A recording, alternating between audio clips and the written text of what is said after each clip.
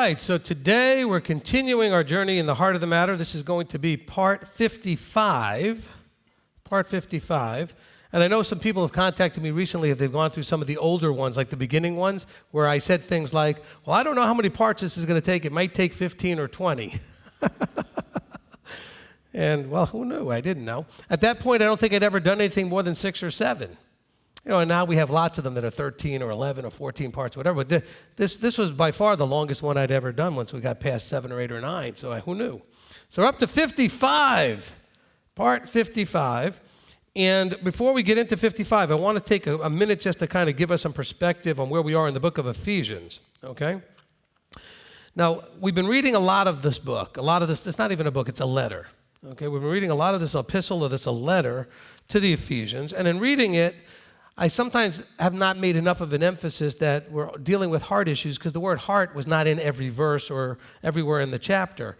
But everything we've been talking about has all been about the state or the focus of what was going on in our heart. All right, we started off in chapter 2, and we talked a lot about this idea of renewing the man, that becoming this renewed man through the idea that understanding in the beginning that we were dead in our trespasses because we once walked according to the world and Hasatan. We understood that in this state we lived in our lusts and of our flesh and doing the desires of the flesh. That's clearly a heart issue. Okay, and as we're going through the chapter, we needed to understand that we were never to forget that we were once Gentiles without Messiah, excluded from the citizenship of Israel. We were strangers to the covenants. But now in Messiah we're brought together through his blood. This is going through chapter 2. And then at the end of chapter 2 we were told that we were no longer strangers and foreigners but fellow citizens because what? Because we had a change of heart. And that change of heart changed our behaviors, our actions, our habits, and our destiny ultimately. Okay? So this is all about the heart. And then we got into chapter 3, and as we were going forward, and in chapter 3 we were talking a lot about the other things that were going on in continuing there. Because of this, we understood that there was a secret that was being administered. We were supposed to see that there was a secret that had been hidden. What was that secret? That if there was a heart change, Gentiles and Israelites could then become one under Messiah as fully in the commonwealth of Israel. And we went through chapter 3, and we worked our way down, that it said, even in verse 17, it says, that Messiah might dwell in your hearts through belief, having become rooted and grounded in love. That was the whole point of all of chapter 2 and all of chapter 3, was to get us to that place that the Messiah might dwell in our hearts. And then we talked about what that meant in a much more full understanding, meaning the Torah, the truth, all that Messiah is would dwell in our hearts. We also know that Elohim is love, and Messiah being a part of Elohim is love. So love needed to dwell in our hearts. All of these things. And so that was really what was going on. In order that you might be strengthened to firmly grasp with all the set-apart ones, what is the width, the length, the depth, and the height, etc., to know the love of Messiah. And then we got into chapter 4, where we were seeing this now play out in leadership. He's saying all of this is only going to work with guidance and direction and discipleship. And so we find out that there was, at least in the way that Paul understood it, there was these different positions of leadership. He understood them to be emissaries and prophets and evangelists and shepherds and teachers whose job it was to help us get our hearts right, basically. That's the job, to work and disciple, to have us have the same heart as Yeshua. Like, you know, David's one of the only ones that you see, if not the only one, where it says that he had a heart like unto Abba, like unto Yahweh. And so the whole goal here is to become Yeshua-like, to have that same heart, the heart like Yeshua's, the mind of Yeshua. Now, we're not in Philippians, but we know in Philippians 2:5 it says, let this mind be in you. Because if we're thinking a certain way, eventually our emotions will get attached to those thoughts, which then manifest into actions, which lead eventually into development of habits, which lead to a ultimate destiny. And so here we went through chapter 4, going through these things, and then we now are in chapter 5, and as we go through this whole process of chapter 4, chapter 4 then reminds us that this leadership that was supposed to be in place was supposed to be there until we all come to the unity of the belief and of the knowledge of the Son of Elohim to a perfect man. Now, we're not there yet, obviously. So the encouragement was that there still must then be this leadership out there available to you. Because we're supposed to be, he says, look, he says, he himself gave some to be until. Verse 11 says he gave some to be, and then it says in verse 13, until. So I believe there's still some out there that are prepared, trained, and anointed and appointed to do these roles. And I've said then our job, your job, is to find those people and to get in to that covering, into that place of discipleship. And we're going to see a lot more discipleship wording as we continue through Ephesians and then into continuing. Now, so he lays this all out, and he says, look, all of this has a purpose in verse 17 so that you no longer walk in the Gentile mindset. Don't walk as Gentiles walk in the futility of their mind. Because then as your mind goes, then eventually your heart, then the actions, then the etc., right? He says because they've been darkened in their understanding, etc. Now, he says in verse 19, they became callous. Again, that's a heart issue. They became callous, hard-hearted. And that callousness led to wrong decisions and wrong behaviors, etc. Their heart was in a wrong place. So now all of this leads us now to chapter 5. So chapter 5 in verse 1, he says, become then. See, become then is saying, because of everything I just told you, now I'm going to give you my encouragement. You just learned all of this stuff. You just heard all of this stuff. He's telling the Ephesians, and he said, become then imitators of Elohim as beloved children. He's saying this is now what you're going to need to do. You're going to need to become imitators. Become imitators of Elohim. Now, I'm going to paraphrase this a little bit. Become imitators of Elohim because this is how beloved children would act. Okay? He says, become then imitators of Elohim as beloved children. In other words, this is the way a beloved child would act. You would imitate your father. If you love your father, you would want to imitate your father. I've got children. My children are 11 and 12, actually 11 and 13, and soon to be 12 and 13. And my children, I promise you, imitate their mother and their father. And you, how many times has somebody said to you, oh, you're just like your mother, you're just like your father in some way? We do. We imitate. And he's telling us here, become imitators like children do. And now here's the problem. The problem is you have to set all the right examples. But see, here we know that we're imitating Elohim, who only sets the right examples. And so isn't that nice to know that we don't have to worry about the example being set, we just have to imitate it. Whereas as a parent, we have to be very aware that sometimes we're not setting a good example, and that also is imitated, our bad examples. So continuing now in verse 2, he says, and walk in love as Messiah also has loved us, and gave himself for us a gift and an offering to Elohim for a sweet-smelling fragrance. So what we see here, hopefully, is that he's saying here, look, become imitators of Elohim as beloved children. In other words, in the way that they would act as a beloved child, how that would be. He says, and I want you to do this in love as Messiah also loved us and gave himself for us a gift and an offering to Elohim for a sweet-smelling fragrance. Now, in 1 Corinthians 11:1, you don't have to go there, but it says, you see Paul saying, become imitators of me as I also imitate Messiah. So he's saying, look at the things that I do. So now in verse 2 of chapter 5, we're being told, look at what Messiah did. Look at how he loved us. And we're to imitate those things. He said, walk in love. We could do a whole teaching, and maybe we will at some point, on this understanding of the word walk, but we're going to kind of get into it a little bit right now, but maybe we need even a whole teaching on it. But the walk, or the word walk, is holech. Okay, that's where you get the Hebrew or the understanding of halakha, okay, or the way that we walk. This is the guidelines, the direction on what is the appropriate way to walk. We call it halakha. What we do, how we do it, when we do it, why we do it, who we do it with or for, etc. This is your halakha, according to Scripture. And he says he wants you to holech, or to walk in love. And we know that Elohim is love. We should also understand at this point that the Torah is his explanation to us on what love looks like in loving him and loving each other. It's the description of what that should look like. How do you do this?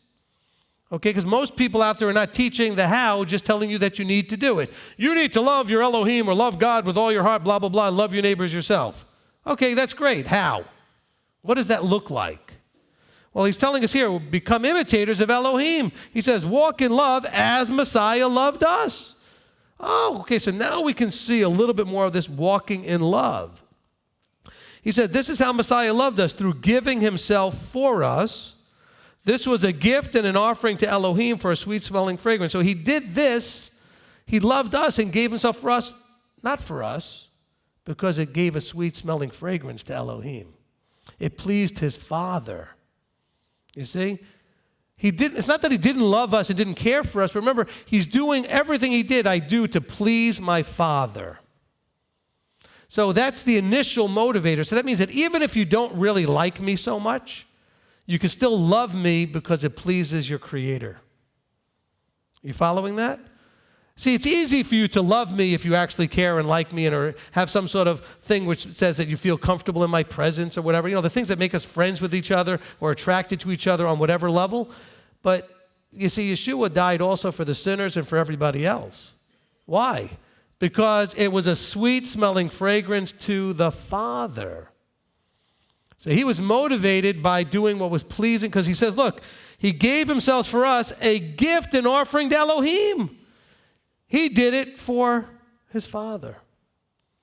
We are the beneficiaries of it, but he did it for his Father. I hope that makes some sense. Because that should now encourage you and free you up to understand, but I don't like so-and-so. It's not about you liking so-and-so. It's about you loving your Father and making yourself, doing this as a gift and an offering to him. Because that's a sweet-smelling fragrance. See, but when we dig our heels in and we get all that bitterness going on and we don't want to love our enemies, we don't want to love our friends even, and our relatives, etc., then we're missing the whole point. Love them. Now, love them doesn't mean that you then go and immerse yourself in all of the things they're doing that you know you need to not be a part of. And that's where I think we get confused. Because people will say, well, you don't love me because you don't come over for Christmas, or you don't love me because you don't do this, or you don't love me. Well, that's your definition of love. That's not Yahweh's definition of love. Okay? When you stand there and say, no, honey, I'm doing this because I love you, so that you see the example and you see the fruit and you see the integrity, that if I compromise, that doesn't help you. If I compromise, that doesn't help you at all. It's loving for me to stand strong and say, I'm sorry, but I can't come. I know you want me to come. I know you want me to participate in whatever it is that you want me to participate in that goes against Torah. But it's not loving for me to go and be codependent with you and enabling you. That's not loving. It's also not loving, though, to attack them, belittle them, and judge them, and all the other things that we do. Okay? There's a right way to do it. How do we know? You do it in the context of the fruit of Galatians 5:22. Okay? We do it in the context of the fruit of the Spirit. And so if I have to read that to you, I can read it to you, but this is really what we can do, just to make sure that we understand. We do this in the context of when you're loving someone, how do we do it? Well, we do it by being loving, joyful, peaceful, patient, kind, good, trustworthy, gentle, with self-control. If you can do it that way, even though you're still not doing what they want, that is expressing the walk in the way that Yeshua walked. That's the love. And he's telling you, become imitators of him. Become imitators of Elohim. Walk in love as Messiah also loved us and gave himself as a gift. He says this is a gift and a sweet-smelling fragrance. Now, in John 8, in verse 12, we can go to John for a second. Hold your place here in Ephesians. But if you go to John chapter 8, we're talking about this walk. So what does it mean to walk? What is he talking about? So in John 8, and we're going to go to verse 12. In John 8, verse 12, it says, therefore Yeshua spoke to them again, saying, I am the light of the world. He who imitates me, he who follows me, shall by no means walk in darkness, but possess the light of life. So now we're being told exactly what's going on in Ephesians. If you imitate him, if you follow him, you will not only no longer walk in darkness, but now you're walking in light. And so that matches up very well with Ephesians chapter 5 here. Also in John chapter 12, we'll stay here in John chapter 12, and look at verse 35 and 36. Yeshua therefore said to them, "Yet a little while the light is with you. Walk while you have the light, lest darkness overtake you. And he who walks in darkness does not know where he is going. While you have the light, believe in the light so that you become sons of light." These words Yeshua spoke and went off and was hidden from them. So then we have to have our definition of light. Well, we have a teaching that's called Yeshua, the light of the world. So we know Yeshua is light, okay? Because he already said here, "I am the light of the world." We read that in John 8:12. But we also understand, as he goes through this comparison of light and darkness, we've done this quite a bit in other teachings, that walking as the world walks and as Hasatan would have us, that's called darkness. By the way, we were told that in Ephesians chapter 2. When we told that in chapter 2, when it says, look, you were, verse 1, it says, "You were dead in trespass and sin, in which you once walked according to the course of this world, according to the ruler of the authority, the heir of the spirit that is now working in the sons of disobedience." This is the darkness. So what's the opposite of the darkness? The light. What is the light? Torah. The teachings and instructions from above. You walk in the Torah. You're walking in the light. So he says, look, if you're going to imitate me, if you're going to follow me, you're going to walk in the Torah. You're going to walk in the Torah. Now we get to verse 3. In verse 3, we're back to chapter 5 of Ephesians. Ephesians chapter 5. I know I got you bouncing around here. He says, "But whoring and all uncleanness or greed of gain, let it not even be named among you, as is proper among set-apart ones." Let it not even be named among you. In other words, let it not be how you are known to be. It's not just about people spreading rumors or saying things like, oh, you have to worry about every little thing. Look, people are going to say what people are going to say. But you have to understand that there are also going to be people that know different. But essentially, at some point, if you really are these things, you're going to be known to be those things. So let it not be known that you are this way, whoring and uncleanness and greedy gain, etc. Let it not be named among you that this person, that's their character. That's where their heart is. So it's not about going around shutting everybody up who's accusing. There are other people that need to be doing that for other reasons because we shouldn't be accusing. But do not get for yourself a reputation where people know that you're this way. It shouldn't even be known about you. Let it not be how you are known to be. You need to be, we're in a shameless society. Nobody cares what anybody thinks about anything they do. We need to actually be aware and be caring about what people think about us. Because after all, you claim to represent the King of the universe. And so people, I promise you, I absolutely promise you this. Once you tell people that you're Torah observant, once you start wearing your tzitzit, once you start standing up and saying, I'm not going to, do Christmas or Easter, I'm not going to do Sunday, I'm not going to eat certain, whatever you do that lets somebody know that you're keeping things differently, they are now going to put the magnifying glass and spotlight on you. And they're going to look for every little bit of hypocrisy to accuse you of, to say, oh, you claim you're so righteous doing blah, blah, blah, even if you never claimed that, just because they're going to think that because you want to keep Torah. Oh, you think you're so righteous, but I know that you do this, this, and this. Remember, as soon as you declare to be of Yahweh, you're an ambassador. You represent him. He says, don't let it be known. Don't have a reputation. Don't let it be how people see you to be or know you to be. Because they're going to be like, oh, so that's what Torah observance looks like.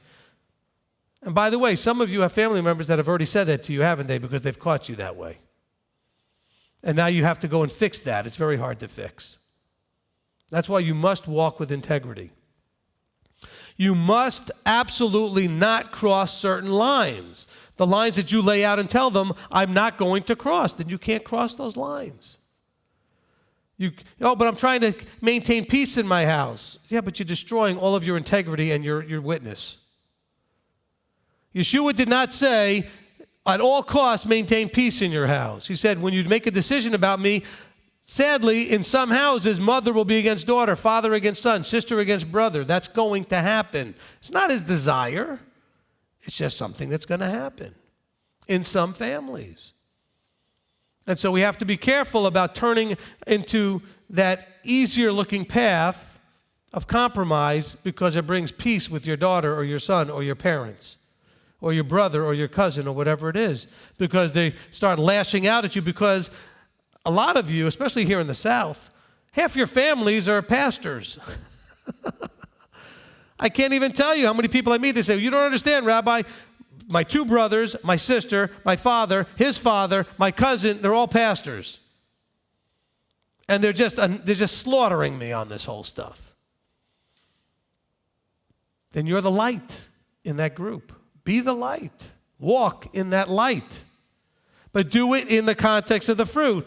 Patient, kind, gentle. Okay? Make sure you have all of that. You've got to be, and also have joy. Show them this is joyful. Don't always look like you're, getting kicked around. But have joy in it. Be meek. All of those things. He says, verse 4, neither filthiness nor foolish talking nor coarse jesting, which are not fitting, but rather thanksgiving. So he's saying, not only should these things not be what's your reputation, but neither should filthiness nor foolish talking or coarse jesting, which are not fitting. So what are those things? Well, foolish talking in the Greek has a lot of a context of buffoonery. I don't know what the right word is to explain. Looking like a fool, being like a joke almost. He says, often in the context of boasting. In other words, you talk big and then you look like a buffoon when it doesn't come out. He said, stop talking so big. There's nothing big about you. You're supposed to be a humble servant. And so this foolish talking has a lot of the context of it boastful. We're coming into the season where people will be posting all kinds of things about Christmas. And you'll see a lot of quote-unquote believers absolutely mocking and attacking anybody that would consider anything to do with that. Now, I will absolutely state for the record that there's nothing appropriate about celebrating that. However, there's also nothing appropriate about you attacking and mocking those that do. Because that's where they are. And that's kind of this foolish talk, I think, that's going on here in verse 2. Because now you're saying how great and wonderful and smart you are and how dumb everybody else is. Because you'll see people posting, what's wrong with you, you dumb, stupid Christians, blah, blah, blah, blah, blah. Wait a minute, you were them 5 minutes ago. Don't do that. Because they're not dumb and stupid. If anything, you're acting dumb and stupid by attacking them that way, because you know that's not the reason they're there. They're there because Abba has not opened their eyes and ears just like you were before you understood it. So don't attack them as being dumb, unless you want to say that you were just as dumb. But you couldn't see it just like they can't see it.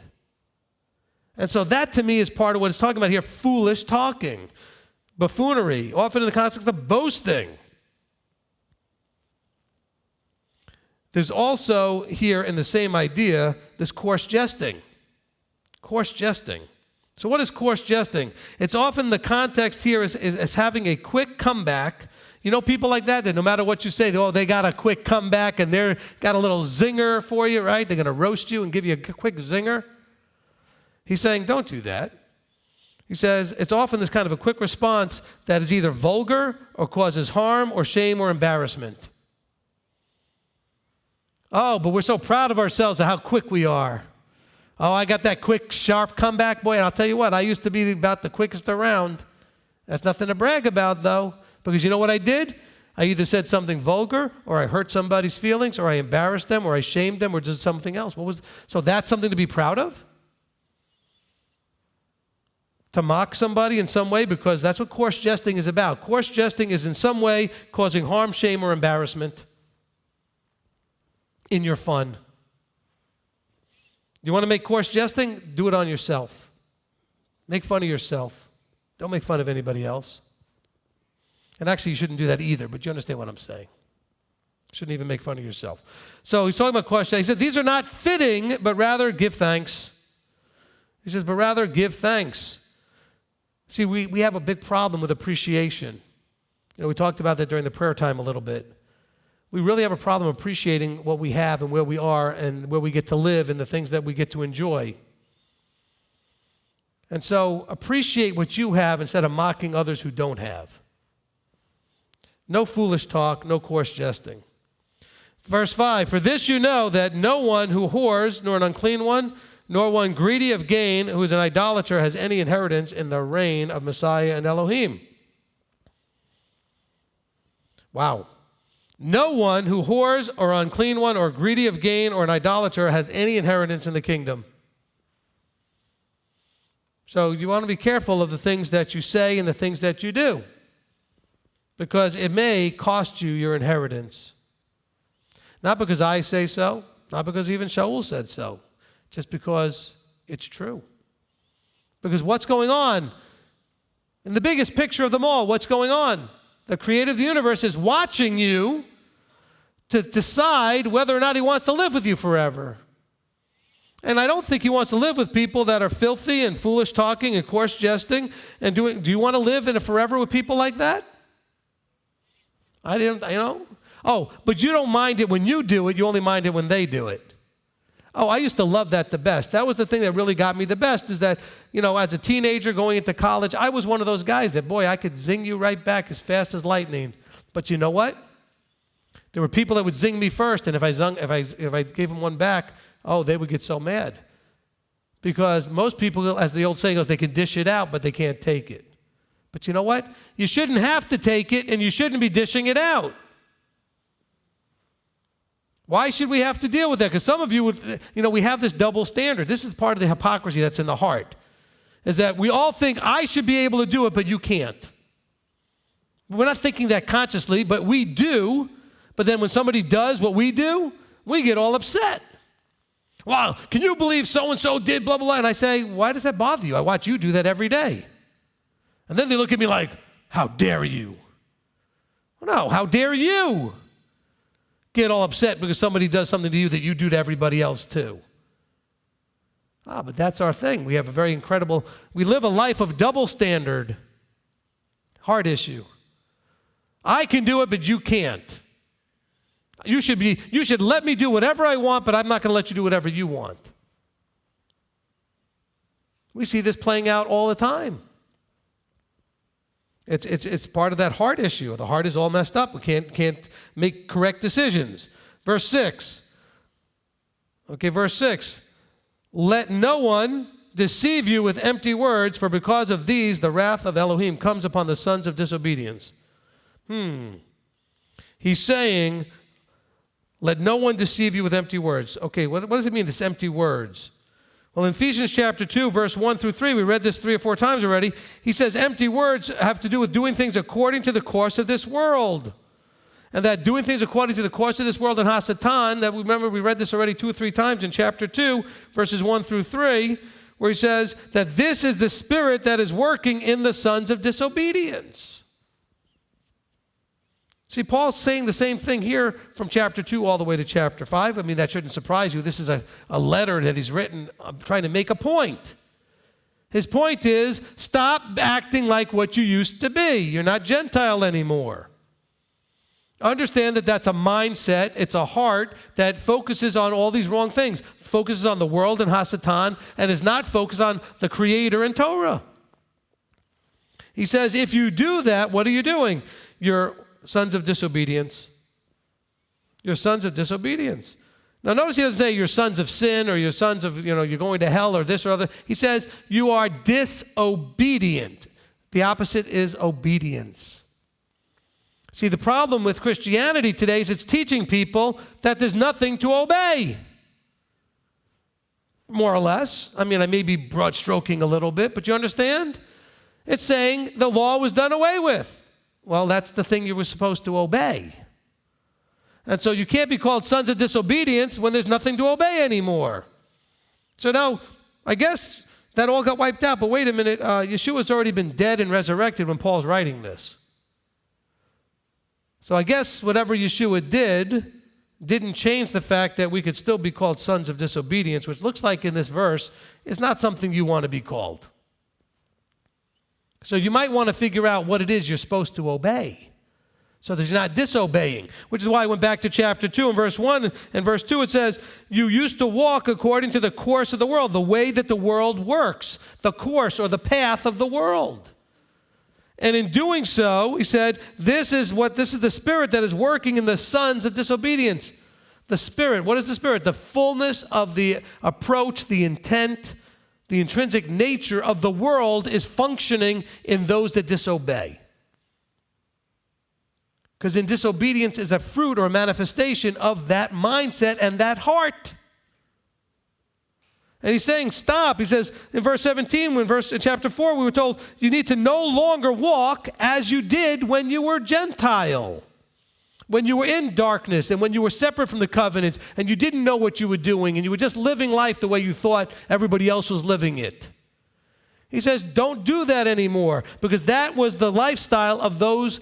Well, hold on, let me rephrase myself. You were not being disobedient when you didn't know there was something to obey. But now that you do, which is what he's talking about, if you continue to walk as a Gentile, now you're being disobedient. So what's the spirit of disobedience? The insistence on maintaining your Gentile behaviors while claiming to be a believer. Stop claiming you're a believer, that you're following Yeshua, that you're imitating Yeshua, and doing things Yeshua never did. He never ate unclean. He never observed pagan holidays. He never did these things that you want to still do. This is where I'm very much at odds with a lot of these ministries out there that are quote-unquote Messianic or Hebrew roots that want to claim that somehow the Jew has to keep the Torah and the Gentile could keep doing anything they were doing. And yet somehow they're supposed to be one in Messiah. Really? That sounds like confusion in Messiah. That's not one in Messiah. But yet this bilateral ecclesiology nonsense is being put out there over and over. You know what this is? It's let no one deceive you with empty words. These are empty words because they don't bear actual fruit of usefulness. They're empty because they're useless. They don't actually get you where you want to go. He says, let no one deceive you with these empty words, because these empty words are the ones that come up, otherwise the wrath will come upon you because you'll be a disobedient son. Because you'll allow the empty words to cause you to disobey. So we're looking for empty words that cause disobedience. I don't know. What about this Melchizedekian thing that's out there right now? Oh, that teaching is causing an awful lot of people to think it's okay to disobey some of the Torah. See, those are empty words. Be careful of empty words. What have I told you? I've told you, be a maximalist, not a minimalist. If it turns out some of what you've done you didn't have to do, guess what? No harm, no foul. But if you didn't do some of the stuff you were supposed to do because you bought into empty words, you're going to be in trouble. Because it says wrath. It says, because of these, the wrath of Elohim comes upon the sons of disobedience. It's not because of the empty words, it's because you have been deceived. You bought into the empty words. And he's specifically talking to people that should know better. So do not attack all your friends and family members who are not keeping the commandments, because they're not the ones that are deceived by the empty words in this category. They've been deceived as a whole. In other words, they've never known there was a right way to go. They haven't been given the eyes to see, ears to hear, and the heart to receive. But until then, leave them alone. But now for you, that's who Paul is talking to here. Remember, he's talking to the set-apart ones, chapter 1 and verse 1, right? To the set-apart ones who are in Ephesus and the true to Messiah Yeshua, okay? He's talking to ones who should know better. So those people who should know better, he's saying, you, if you still are insisting, go back to chapter 4 and verse 17, they're still walking in the Gentile mindset. He says, no longer walk as the Gentiles walk in the futility of their mind.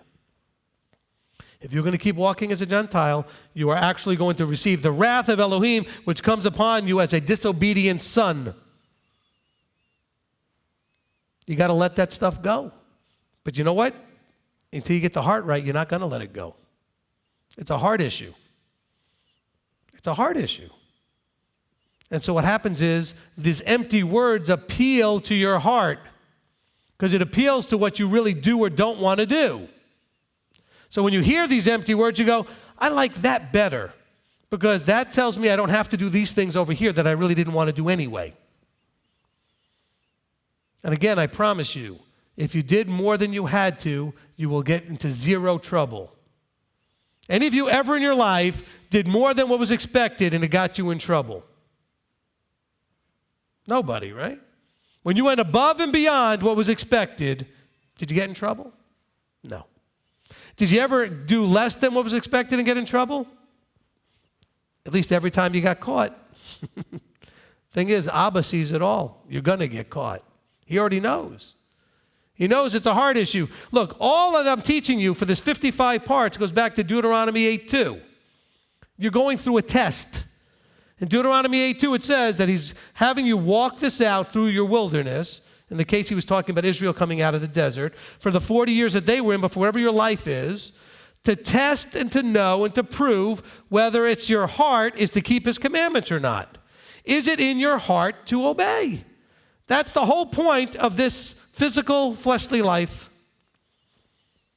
And by the way, it's not going to work unless he humbles you first, which is why in Deuteronomy 8:2 it starts off with, to humble you, he led you through the wilderness so that you suffer and that you humbled and that you... Now, he says that you didn't starve and your clothes didn't wear out, but he led you through a place that was challenging so that he can have you be humble and he could see what was in your heart. Because you know what? If I just gave you everything you ever wanted, how would I ever know what's in your heart?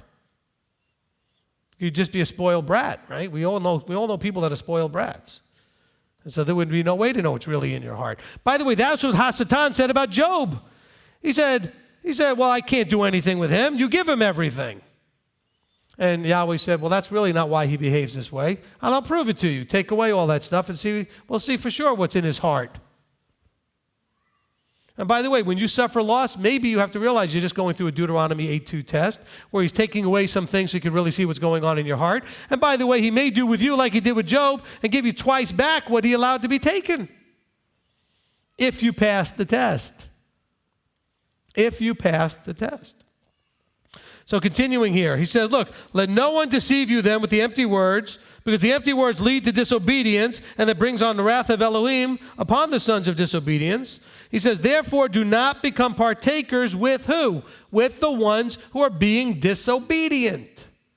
Don't do what they do. Remember, we were told to imitate the light, to imitate Messiah, imitate Elohim. He's saying, when it says, do not do these things that he read in verse 3 and verse 4, he says, because you know what? Yeshua never did them. So you're not imitating those things. He says, let no one deceive you. And how are they deceiving you? They're trying to convince you that Yeshua did things he never did or was okay with things that he was never okay with.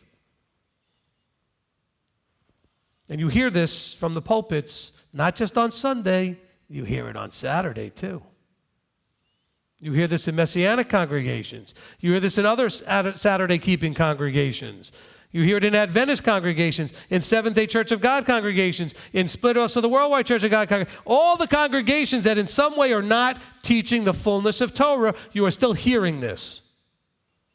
Because they're not teaching the full part. And so we are here to embrace the fullness that is Messiah. Stop carving off little pieces and saying, I don't like this, I don't want this. Or listening to teachers who are trying to convince you with their empty words that you don't need that stuff. Verse 8. Okay, verse 8. He says, for you were once darkness, but now you are light in the Master. Walk as children of light. So that goes back to John 8, right? He says, I am the light of the world. He says, he who follows me shall by no means walk in darkness, but possess the light of life. He says in John 12, we read this, walk in the light so that you become sons of light. This is exactly what Paul's talking about, perfectly consistent with what Yeshua said in John. He says, walk as children of light. Verse 9, for the fruit of the Spirit, okay, for the fruit of the Spirit is in all goodness and righteousness and truth, proving what is well-pleasing to the Master. So verse 8 started tying it all together, everything that was from like chapter 2 all the way to here, saying, look, walk in the light. Stop being in darkness. You were once in darkness, but now you're not that anymore. Well, if you're not, stop acting like you still are. It should, if you made a choice, Okay, and I have to tell you, in my life, it was a very quick contrast because I was in my early 20s. I lived in New York. I was going to college or just out of college and living in the world. And I had the typical 20-year-old mouth. I did. And if you go into the bigger cities and you hear the way people talk, every other sentence, or at least every sentence, has some sort of expletive in it or something. I had that mouth. And when I came to believe in the truth, in the Torah and Yeshua, my mouth changed. And everybody around me was very clearly aware, what in the world happened? Because no longer did I sound like me. When you changed from darkness to light, was it evident to anybody? Could anybody notice any difference? Did you stop doing some things that people knew you always used to do and start doing things you never used to do? Was there any evidence to people, if they looked at you, that you were different than you used to be? Isn't that what he's talking about here? He says, look, you were once A, you're now B. Stop acting like you're still A. You're not darkness anymore. You're not walking in the futility of your mind. You're not walking as the world walked when you were in the world. Gentile simply means everybody not in covenant. Okay? There's Israel and there's Gentiles. There's Israel and there's the everybody else's. Gentile is simply a word to call them, that's a word for everybody else's. It's not a negative word. It's not an insulting word. It simply means everybody outside the camp. But this whole thing is all about, Paul's always about telling you that you can make the change from outside the camp to inside the camp. But you can't come inside the camp and still act like you were when you're outside the camp. If you do, we'll kick you right back out. Because that behavior's okay out there. It's not okay in here. And so what Paul's trying to appeal, obviously, to the Ephesians is that they were clearly having a problem with letting go of the old man, the old way of life, and walking in this new way of life. I mean, that seems to be the really big problem here. He says, look, in chapter 4, and we're still in Ephesians here, chapter 4, he says, if indeed you have heard, verse 21. Well, first of all, he says in verse 20, you've not learned, so Messiah. If indeed you have heard him, and were taught by him, as the truth is in Yeshua, then you put off, with regard to your former way of life, the old man being corrupted. That's the whole point of this whole letter. Is, hey, guys, you made a decision. You made a choice. Your eyes were opened. Your ears were opened. Stop acting like you're still back where you were. Because that decision, that commitment has fruit supposed to be attached to it, a behavior, a lifestyle. That's why he talks about walk in love as Messiah also loved us. Walk as he walked. Imitate him. And we need to examine ourselves and say, you know what? How much of me is still the old me? How much of me has not changed? Still doesn't look at all like Yeshua. Is still walking in that darkness and not walking in light. How much of me is still there? He's saying, don't do that. He's saying, look, for you were once darkness, but now you are light in the Master. Walk as children of light. There's that walk again. In other words, walk is your lifestyle. Live your life as children. That's what the word walk means there. How you live your life. Live your life as children of light. Children of Torah. Children of Yeshua. Children of the truth. He says, for the fruit of the Spirit is in all goodness and righteousness and truth. The fruit of the fullness of how Yahweh intended it, the fruit of the intrinsic nature of the Creator is all in all goodness, righteousness, and truth. Let's get away from that ethereal, ooey-gooey, what spirit means. It simply means the intrinsic nature. Right now, we see a lot of people in this country running around in the spirit of fear. So what does it mean? They all have like a million spirits called fear possessing all these people? That's ridiculous. Their intrinsic mindset and approach and nature is now one of fear. In other words, that's the dominating mindset. It's the dominating behavior is coming out of that mindset. What he's saying here is, look, the fruit of the dominant total mindset of the Creator is in all goodness and righteousness and truth. And if you want that spirit, he says, you know how you get it? By proving what is well-pleasing to the Master. That's our job. You want to know what your job is? Prove what is well-pleasing to the Master, then walk in it. Don't just prove it. A lot of us are pretty good at proving things, and then we just don't do anything with it. I could ask the question, how many of you know somebody that knows something they need to do to change something in their life? They know exactly what to do, how to do it, and everything else, and they're not doing it. And every hand would go up because you know somebody, but you're forgetting to think about you. Because you're going to think about your husband, your wife, your brother, your sister, your cousin, your coworker, your best friend, but realize you are that person first. You know things that you need to do and change and should be doing and changing right away that you're still not doing. You got to go through the process of proving what is well-pleasing to the master, and then you got to walk in it. And then you got to walk in it. That's the whole key.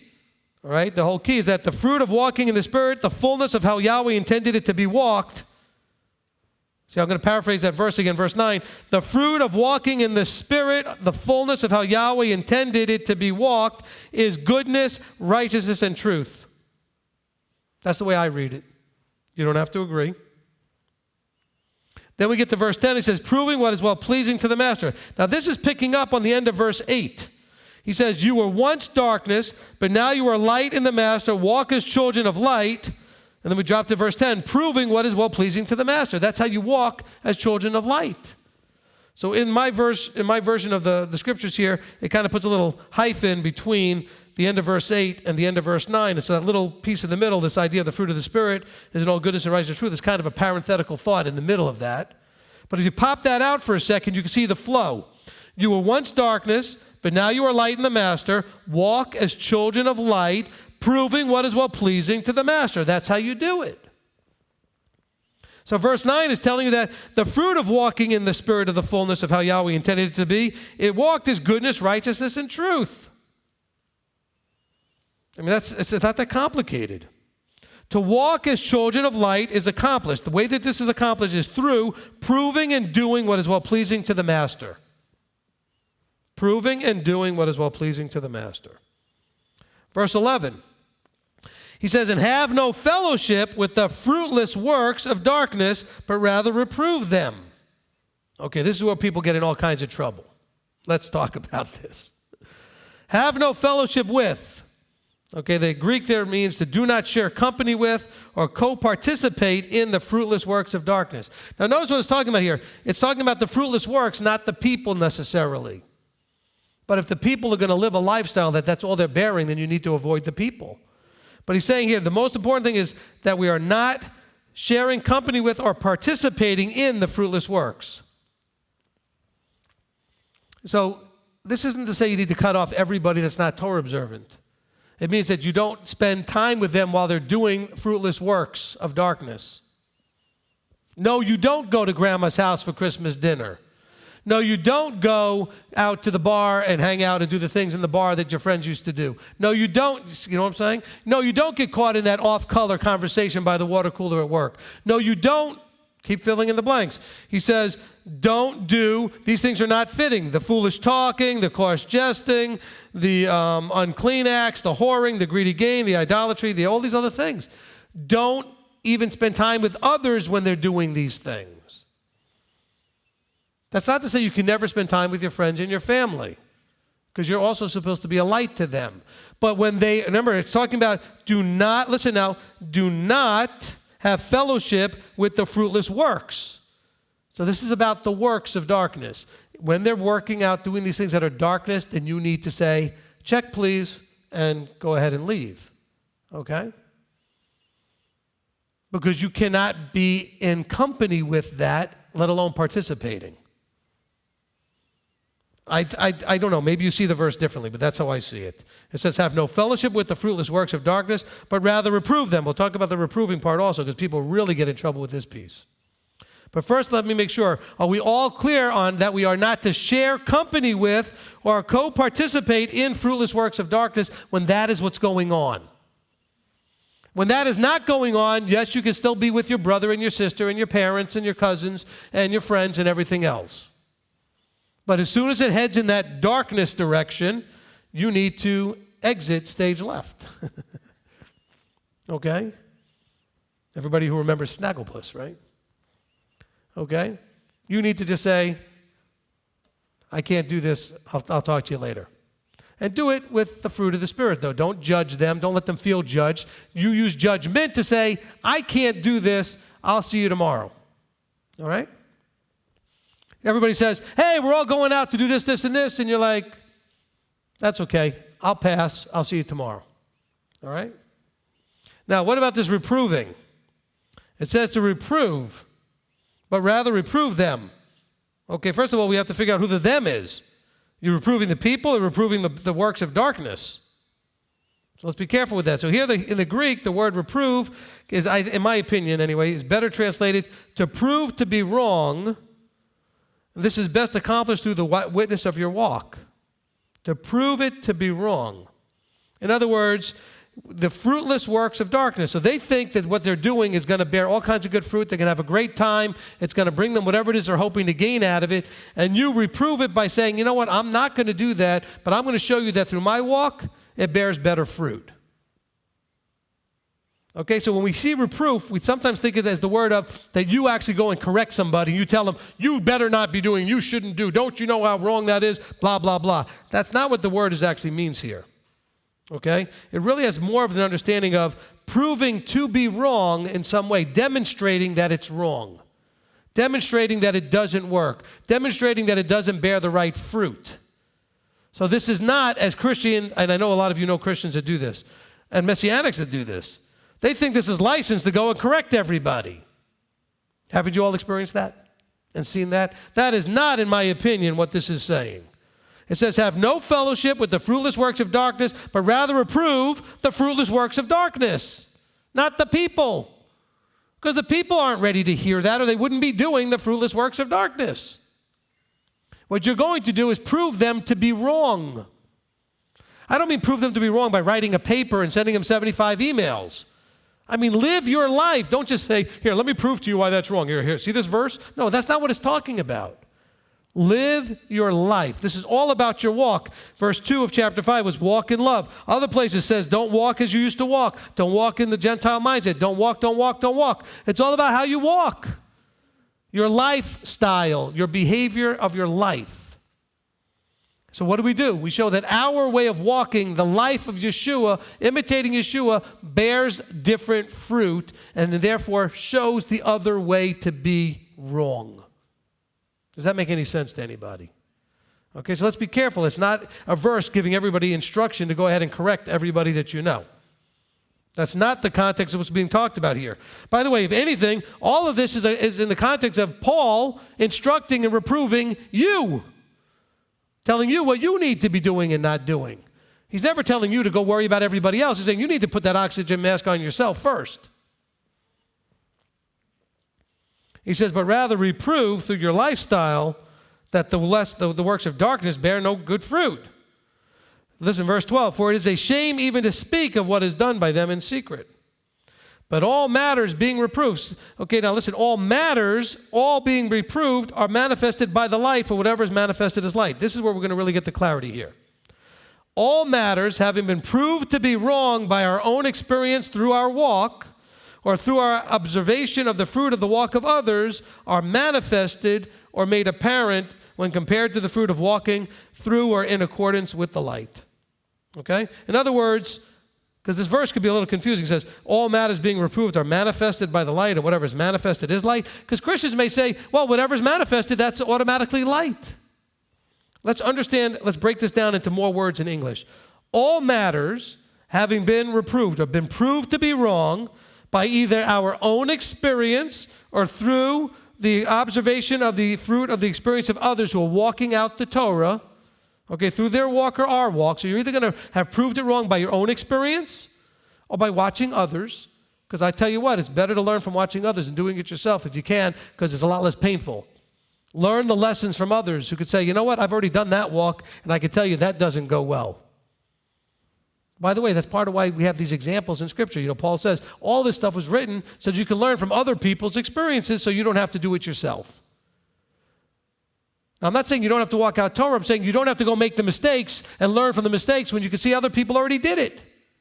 I mean, if you watch me walk up to something and I touch it and I'm like, and my hand hurts and I burn myself or something, you don't need to go do the same thing to have learned what I just learned. He says, but all matters having been proved to be wrong by our own experience through our walk, or through our observation of the fruit of other people's walk, are then manifested or made apparent when compared to the fruit of walking through and in accordance to the light. So in other words, when you're looking at the walk, you're looking at someone's walk, whether it's right or wrong, you're either walking this out or you're looking at someone else's walk. When you compare that to the light, what gets manifested is the truth. And then if what you're doing and what the light is match, then what you have is light. Again, he says, all matters being shown to be wrong, or right or wrong, by being reproved, are manifested by light. In other words, by comparison to the light, you get to know what's right and what's wrong. Because you're comparing also the fruit of walking in darkness and walking in light. He says, so whatever is manifested or made apparent is light. See, when you're walking your life, all of you have this experience, I know to some degree. You were living life, you came to find out about the correct way to live life, you started making adjustments, and guess what you saw? Different fruit. And what was manifested? Light.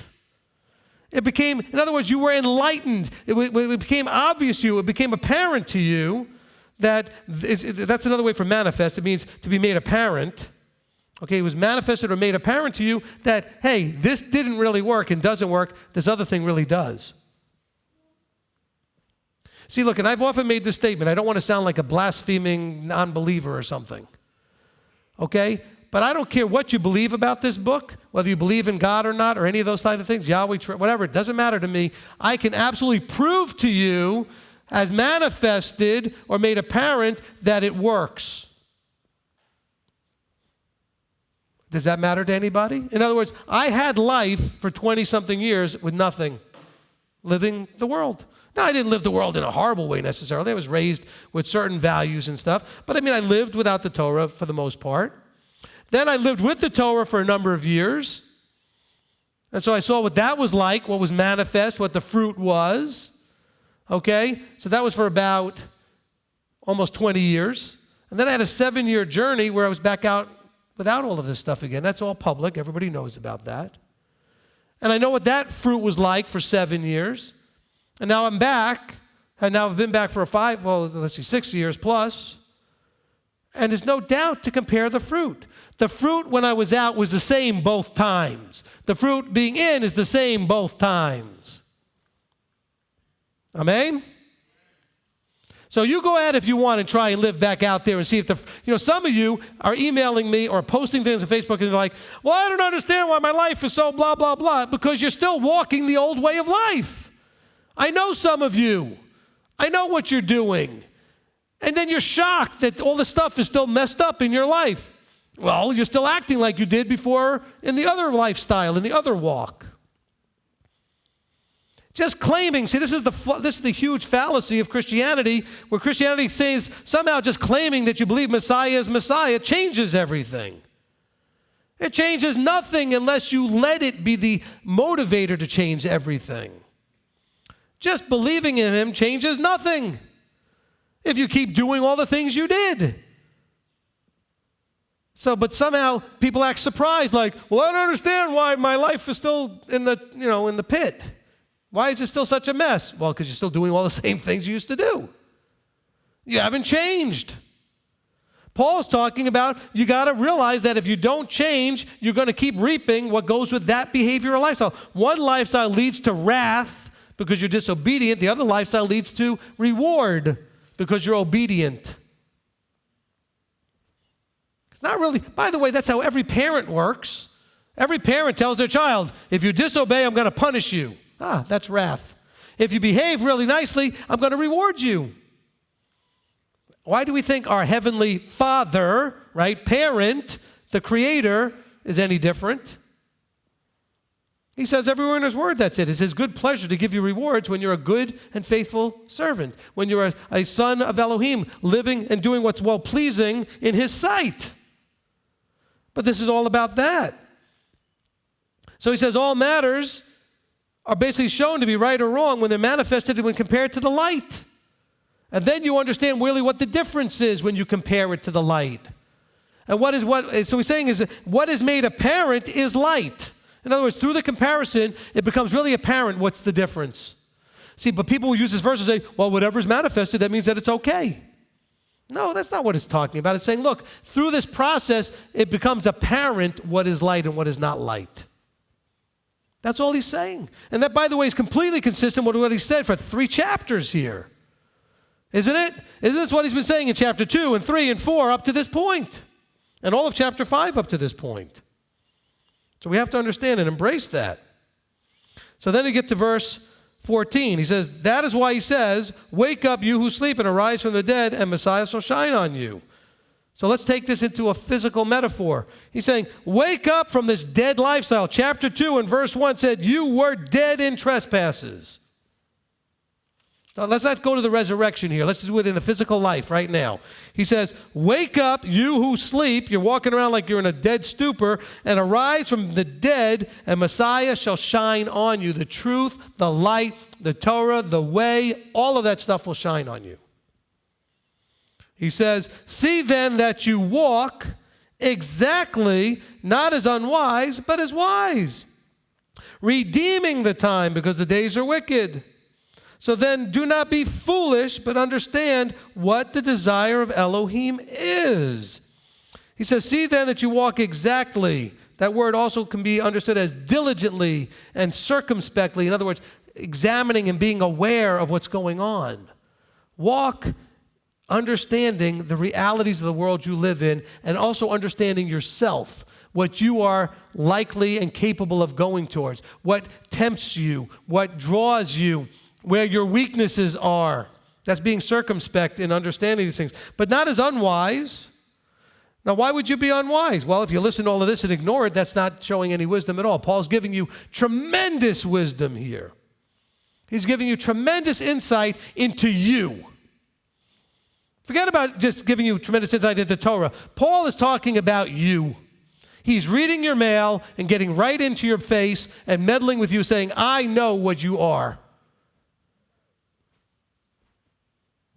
And he's saying, look, if you're not going to take wisdom, well, he says, then do not be foolish, verse 17, but understand what the desire is. He says, don't be foolish. Refusing to accept wisdom when it's offered is foolishness. He says, don't be foolish. Because in this way, when we are wise and we're circumspect and we're walking exactly in this way, we redeem the time. See, some of you out there listening didn't come to this understanding until you were 50 or 55 or 60 or 65, etc. And you're thinking, oh, Abba, why did you do this? Why didn't you give me more years? You know what? If you walk wisely, you redeem the time. You don't need a lot of years. You need to make use of what you have. Stop wasting the time. That's the word here. That's the message. But in doing these things, you actually redeem the time. So don't be foolish, but understand what the desire of Yahweh is. By the way, this word for foolish, and you're not going to like this, but I'm going to just read what the Greek gives you the understanding. It has the understanding of mindless, stupid, ignorant, egotistic. I like that one because I think most people make the same foolishness because they think they know better. I'm smart. I don't need anybody to tell me. I can figure this all out for myself. It's the ego that's the biggest anti-Torah, anti-Yeshua. It's your own ego that's the biggest problem, that's self-sovereignty. It says the foolishness is mindless, stupid, ignorant, egotistic, rash, or unbelieving. We make these rash decisions. The ego is driving it. We do things out of ignorance. Sometimes we do things just because it's just plain stupid, because we just want what we want. It's just dumb. And it's mindless. We're not thinking it through. He says, don't be mindless, stupid, ignorant, egotistic, rash, or unbelieving. He says, don't be that way. He says, understand what the desire of Yahweh is. Imitate Yeshua. Philippians 2:5, let this mind be in you that was also in Yeshua. In other words, the way he saw the world, the way he thought, the way he approached things, let that be in you. The only way to do that is to subjugate you. You're going to have to quiet your own voice in your own head. You're going to have to get off that self-sovereign throne. I talk about this every week. You know why? Because you are the biggest problem you have. All of you want to tell me, you don't understand, my husband and my wife, my kids, my this is my biggest problem. No, you are. There's no doubt. The biggest problem that you have is you. That's what Paul's saying here. You are your own biggest problem. You get you straightened out, everything else will work out just fine, because then if it doesn't, you'll approach it correctly. You'll handle it better. You'll understand that you trust Yahweh to deal with those issues and those matters. But you're not ready to do that yet because you still haven't gotten you under control. And that's really where we're having this breakdown. Okay? That's really where we're having this breakdown. And he finishes off by saying, and do not be drunk with wine or in loose behavior, but be filled with the Spirit, speaking to each other in psalms and songs of praise and spiritual songs, singing and striking the strings in your heart to the Master, giving thanks always for all to Elohim the Father in the name of our Master Yeshua, subjecting yourselves to each other in the fear of Elohim. That's the approach. That's the approach. He wants us to strike the strings in our heart to the Master, not to yourself. Giving thanks always for all to Elohim the Father in the name of the Master Yeshua. This is really important. Now, we don't have time, but I was going to continue. I may just do that next week in showing how verses 22 through the end uses the literal and the metaphor of the husband and wife to get to verse 32 that says, this is a great secret, but I'm not speaking about husbands and wives. I'm speaking about the relationship between Messiah and the congregation. And understanding how everything from chapter 2 all the way through here is going to be played out in the metaphor and the literal of a husband and wife, and also in congregants with the assembly, with the master. And so perhaps we'll pick that up next week. I only hesitate because I don't want to get too heavy into the husband and wife thing without taking that into a whole separate teaching. But just realize if you're reading it yourself, in case I don't cover it, that the rest of it here is not a separate thing that all of a sudden Paul went off onto and said, okay, enough of that, now let's talk about marriage. No, everything that he's talking about right here is built on what we read from chapter 2 to this point. Realize that that's what it's about. And it really, again, has to do with understanding the relationships and the roles of vertical leadership. Okay, because he compares the wives and the husbands to their roles, that when at some point in your life you're going to have an authority position, and other points you're going to have to be a submissive person to an authority, and understanding how those roles are supposed to look. He uses the metaphor of husbands and wives. But guess what? If you're a husband, you still have to understand how to be a wife, because that role or that approach is still what you have in the assembly when you're under another authority. And the wife has to understand how to be a husband because she's got to deal with her children or other places where she may have authority. So it's about positions of authority, and you have to understand both directions. Okay? And everybody must function in both directions. You are going to have those that you are subject to and those who are subject to you. And what did you just read in that last verse that I read in verse 21? Subjecting yourselves to each other in the awe and respect and reverence and fear of Elohim. That's the context of all this. And I hope we're embracing it. Let's go ahead and pray. Avinu Malkeinu, our Father, our King, Father, we come before you. And Father, you're getting our attention. I hope and pray that you're getting everyone's attention to understand what we need to do in our own hearts and in our own minds so that we can become children of obedience and not sons of disobedience. Father, that you would continue the work in us that you've started, that you would continue to give us patient, loving correction, that you would give us the space and the time and the opportunities to actually measure things up against the measurement of that which is light, so that it would be made manifest or made obvious what is light and what is darkness. Father, help us to have the clarity with more understanding and wisdom and discernment to know what is of you and what is not.